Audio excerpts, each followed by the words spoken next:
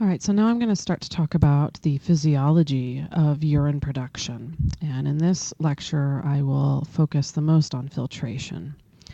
All right, so to make urine, you have to do 3 and possibly 4 steps. First, you do filtration. And filtration is when, in a not terribly selective way, you diffuse solutes and plasma out of your blood from the glomerulus into the glomerular capsule. So the glomerulus is just a set of capillaries with holes or pores in the wall of the capillaries. The capsule is just a shell surrounding the glomerulus. So as blood goes into the glomerulus, small particles from the blood will exit the blood through those holes. So anything that's small enough to fit in those tiny pores will leave the blood. So that means bad stuff like metabolic wastes, urea, uric acid, creatinine, will go ahead and filter. But it also means that other similarly small things like glucose and potassium and sodium and, important nutrients will also escape during filtration.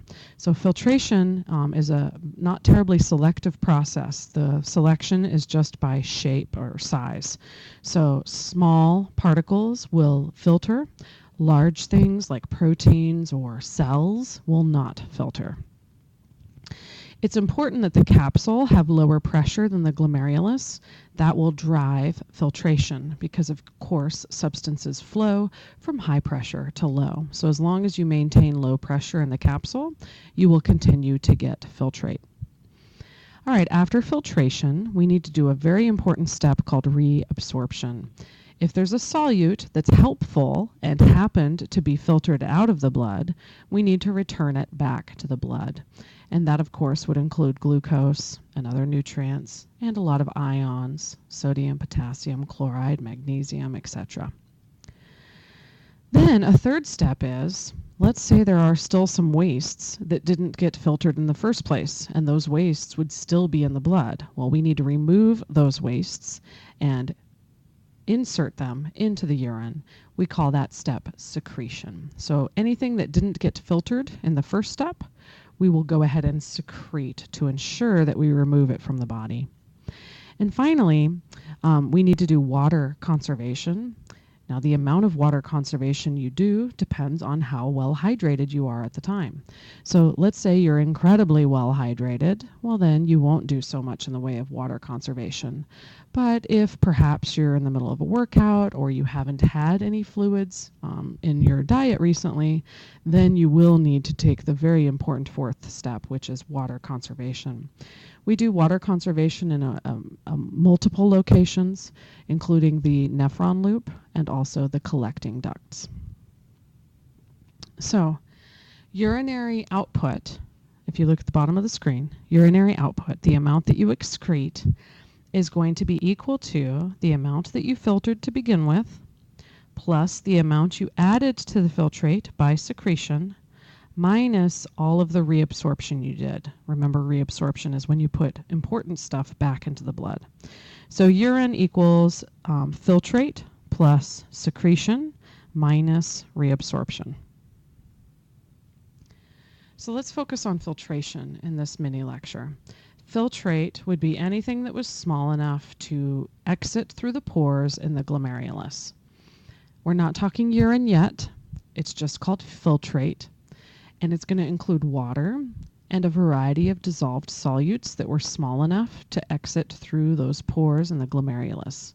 So we would be talking about glucose and other sugars, amino acids, which are the building blocks for proteins, urea, which is a waste product, uric acid, which is a waste product, creatine and creatinine, also waste products of metabolism, and then a variety of salts, also called ions or electrolytes, including sodium, chloride, potassium, calcium, magnesium. There'd be a lot. Filtrate is almost identical to blood plasma, except that it doesn't include the larger things like proteins. Proteins would be too big to fit through the pores in the glomerulus.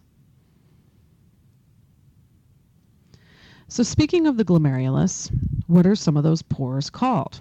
So the wall of the glomerulus is just a capillary wall, and you find a variety of holes in that wall. You find fenestrations, and those are fairly large holes, but they exclude really large particles such as red blood cells. Then you have a basement membrane. This is, again, the wall of the capillaries of the glomerulus. The basement membrane excludes large molecules like proteins. And finally, you've got what are called slits. They're either called filtration slits or glomerular slits. And they are formed by cells called podocytes that help to exclude even smaller things.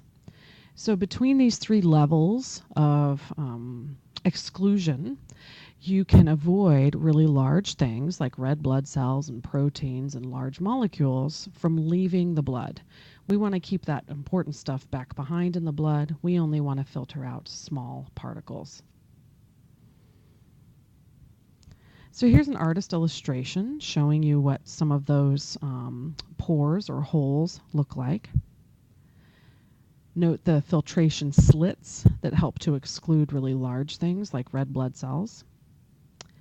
The basement membrane would be the wall of the capillary itself. And then you've got fenestrations, which are smaller holes to help exclude even tiny things.